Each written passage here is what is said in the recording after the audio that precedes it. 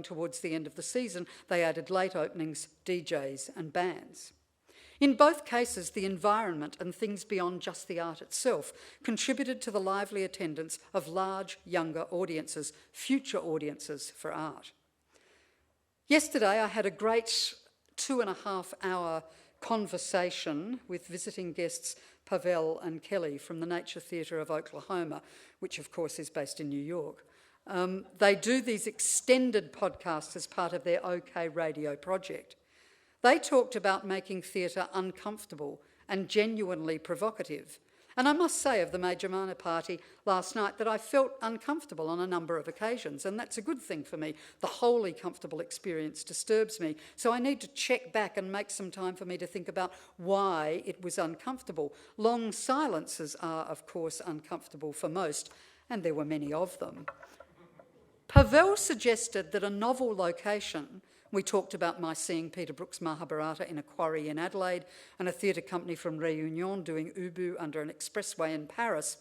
Pavel says that this has already put the audience into an adventurous frame of mind.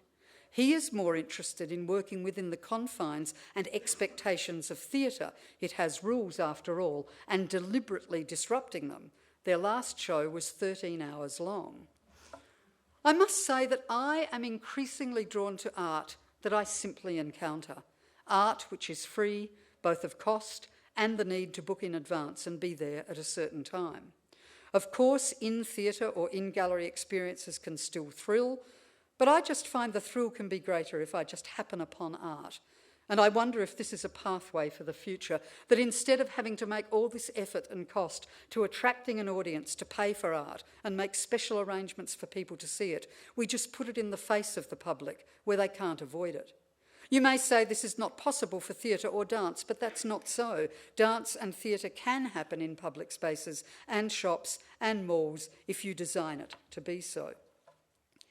I claim that the products of art are around us all the time, and that the public, even those who claim they do not see, use, or like art, use them all the time. Music, design, visual culture, these are largely absolutely unavoidable. But what if the products of all art forms were just there, to be observed and reacted to as we went about our daily business? Flash mobbing is a bit like this. David Young's living room operas in Melbourne are something the same, though that requires time-based, place-based, money-based attention. But what if we could make the conditions for operas on street corners? The You Are Here Festival of Independent and Experimental Arts here in Canberra had a series of many short plays under the title Ice Age, and these were performed to packed audiences in pubs and bookstores and for free. You might have been having a beer on a Saturday afternoon and up pops a piece of theatre. People did not leave screaming and complaining.